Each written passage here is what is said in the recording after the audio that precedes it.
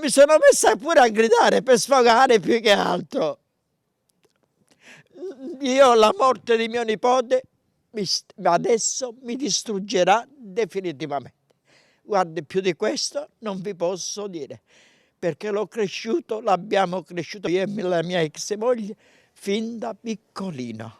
È straziato nonno Vincenzo, quel ragazzo morto di prima mattina sulla Castellana è suo nipote Simone, 18 anni appena e una passione sfrenata per le moto. Sono da poco passate le 8, Simone Caico si trova in sella alla sua Ducati per andare a scuola al Maffioletti, dove frequenta la quinta A, indirizzo enogastronomia. La due ruote procede in direzione Castelfranco e urta contro la Toyota, condotta da una 41enne di Vedelago che sta svoltando a sinistra su una strada laterale. L'impatto è violentissimo. Il 18enne vola per decine di metri. La scena su una delle arterie più trafficate della provincia è surreale. Arrivano su M118 i vigili del fuoco. C'è anche un principio di incendio. Per il ragazzo non c'è più nulla da fare. La donna invece è gravissima e viene portata in codice rosso al Cafoncello.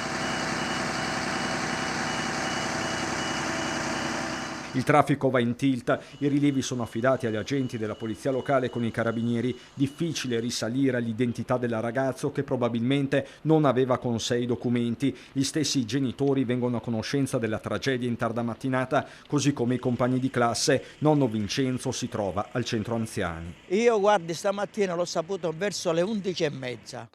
C'è stata una signora che è venuta là, che gestisce tutto l'ambaradà là dentro, e ha detto che c'è stato un incidente qua a Vedelago di un motociclista di 18 anni, e subito appena ho sentito 18 anni sono rimasto pietrificato. La conferma arriverà più tardi e c'è solo disperazione anche tra i vicini di casa di via Preti a Fossalunga, dove il 18enne viveva con la mamma Maria Rita, il compagno di quest'ultima Marco e 3 fratelli. Simone lascia il papà Aaron, una famiglia numerosa e unita. Abita qui davanti a casa mia, non so cosa dire, veramente. Un ragazzo gentile. Sì, salutava sempre quando passava, alzava la mano sempre. Mandava piano quando passava di qua. Cioè non era un ragazzo che correva forte, anzi, non so cosa dire. Mi ricordo che era piccolino, aveva sti ricci, capelli. Basta. Sì. Mamma mia, che tragedia. L'ultimo abbraccio Simone lo ha dato a mamma Maria Rita prima di uscire di casa e recarsi al Maffioletti, un ragazzo più grande della sua età con la testa sulle spalle, sempre gentile e disponibile. Questo era Simone. Lavoratore è tutto, era un ragazzo dolcissimo, lavoratore, aveva tanti amici che le vogliono pure bene. Per forza devono ricordarlo.